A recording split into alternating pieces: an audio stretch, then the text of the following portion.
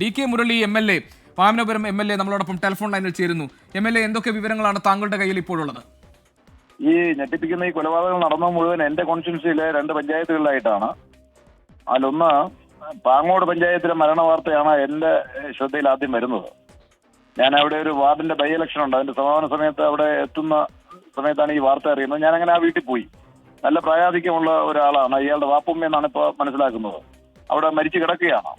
അപ്പൊ പോലീസെല്ലാം ഉണ്ട്. ആ സമയത്ത് ഈ കൊലപാതക വാർത്തയൊന്നും അറിഞ്ഞിരുന്നില്ല. അത് കഴിഞ്ഞ് ഞാൻ തിരിച്ചു വരുമ്പോഴാണ് പേരുമലത്ത്, എന്റെ വെഞ്ഞാറമൂടിന് അടുത്താണ് ഈ പേരുമല, പുല്ലമ്പാറ പഞ്ചായത്ത്. അവിടെ ഇങ്ങനെ 3 പേരെ വെട്ടിപ്പെരുക്കേൽപ്പിച്ചിരുന്നു, കൊലപാതകമാണ് എന്ന് മനസ്സിലാക്കി ഞാൻ ഇവിടെ വന്നത്. ഇവിടെ നിന്നാണ് ഈ വാർത്തകളെല്ലാം കിട്ടുന്നത്.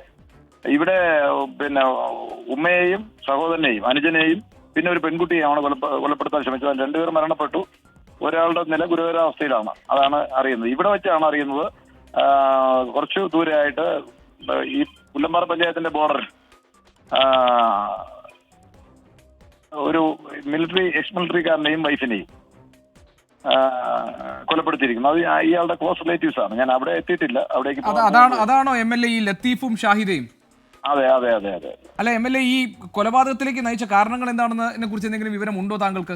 മനസ്സിലാക്കാറായിട്ടില്ല. ഇയാള് പോലീസ് സർവ് ചെയ്ത് ഇയാളിൽ നിന്ന് കിട്ടിയ വിവരങ്ങൾ അനുസരിച്ചാണ് പോലീസ് ഈ സ്ഥലങ്ങളിലെല്ലാം എത്തുന്നത്. നമ്മൾ അറിയുന്നത് ഈ പയ്യൻ അച്ഛന്റെ അടുത്ത് പോയിരുന്നു. അങ്ങോട്ടൊഴിഞ്ഞ് മറ്റു 2 സ്ഥലങ്ങളിലും പോലീസ് എത്തുന്നത് ഇയാളുടെ സർവ് ചെയ്തതിനു ശേഷമാണ്. അതെ അതെ അതെ. അല്ല, നമ്മൾ അറിയുന്നത് ഈ പയ്യൻ പിന്നെ പിതാവിനൊപ്പം ഗൾഫില് വിസിറ്റിംഗ് വിസയിൽ പോയി തിരിച്ചു വന്നതാണ്. ഒരു പെൺകുട്ടിയുമായി സൗഹൃദത്തിലായിരുന്നു. അതൊക്കെയാണ് കാരണമെന്ന് സംശയിക്കുന്നു. അതല്ല മയക്കുമരുന്നിന് അടിമ വല്ലതും ആണോ എന്ന് അറിയില്ല. അങ്ങനെ എന്തെങ്കിലും സൂചനയുണ്ടോ? ഇത് ഇയാളുടെ അടുത്ത ബന്ധുക്കളിൽ നിന്ന് കിട്ടിയ വിവരം ഇയാൾ വീട്ടിൽ പ്രശ്നക്കാരനായിരുന്നു എന്നാണ്. പക്ഷെ നാട്ടുകാർക്ക്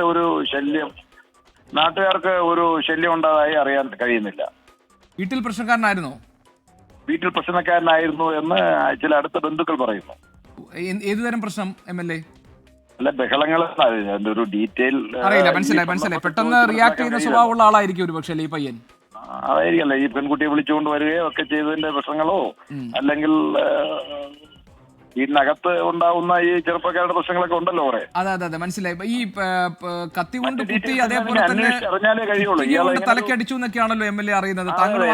എല്ലായിടത്തും തലക്കടിച്ചാണ് കൊന്നിരിക്കുന്നത്. ഓ, അത് ശരി. അപ്പൊ ഇതില് ഒരു പ്രീ പ്ലാനിങ് ഉണ്ട്. ഇയാളുടെ മോട്ടീവ് എന്താണ് എന്നത് ഇനി അന്വേഷണത്തിൽ മനസ്സിലാക്കേണ്ടിയിരിക്കുകയാണ്. എന്തെങ്കിലും മാനസിക രോഗമുള്ള ആളാണോ, തലക്കടിച്ചതാണോ, അതൊക്കെ ഇനി അന്വേഷണത്തിൽ കണ്ടെത്തേണ്ടിയിരിക്കുകയാണ്. അത് എം.എൽ.എ. ഈ 6 പേരെ കൊന്നു എന്നാണ് കീഴടങ്ങിയ ശേഷം ഈ പ്രതി പോലീസിനോട് പറഞ്ഞിരിക്കുന്നത്. ഇതുവരെ പോലീസിന് കണ്ടെത്താൻ കഴിഞ്ഞത് 5 പേരെയാണ് അല്ലേ? ജീവനുള്ളതായി മനസ്സിലാക്കുന്നത്. ആർക്കാണ് എം.എൽ.എ.? കേട്ടില്ല. ഒരാൾക്ക് മാത്രമാണ് ജീവനുള്ളതായി പോലീസിൽ നിന്നും ഞാൻ മനസ്സിലാക്കിയത്. ഇവിടുത്തെ ഷെമി, ഇയാളുടെ ഉമ്മ. ഓ ശരി. ഉമ്മ ഗുരുതരാവസ്ഥയിലാണെന്ന് തോന്നുന്നു അല്ലേ? ഗുരുതരാവസ്ഥയിലാണോ? തീർച്ചയായിട്ടും ക്രിട്ടിക്കലാണ്. ശരി. അപ്പോൾ ഒരു പക തീർത്തത് പോലെയാണ് ഈ കൊലപാതകത്തിന്റെ സ്വഭാവം വെച്ച് നോക്കുമ്പോൾ നമുക്ക് അനുമാനിക്കാൻ പറ്റുന്നത്. എം.എൽ.എക്ക് അങ്ങനെയല്ലേ തോന്നുന്നത്? ഇയാൾക്ക് വ്യക്തിപരമായ പക ഉണ്ടാകണം.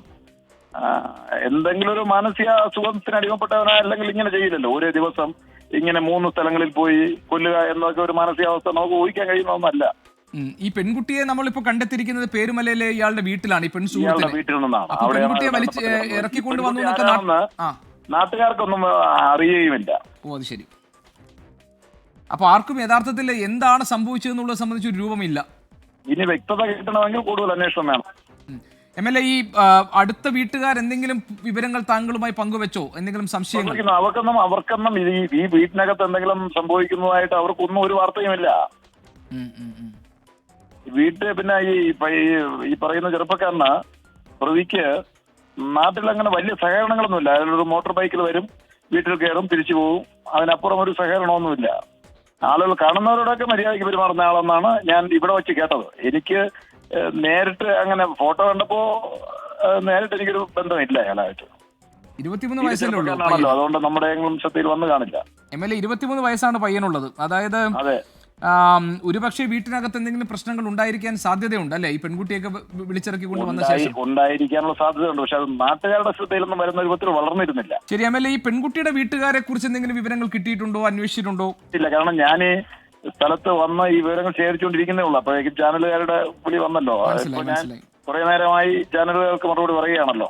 എം.എൽ.എ. എന്തെങ്കിലും വിവരങ്ങൾ കിട്ടിയാൽ താങ്കൾ ഉറപ്പായും 24-നെ അറിയിക്കണം. ഞങ്ങൾ അവിടെ ഉണ്ടാകും. തീർച്ചയായിട്ടും.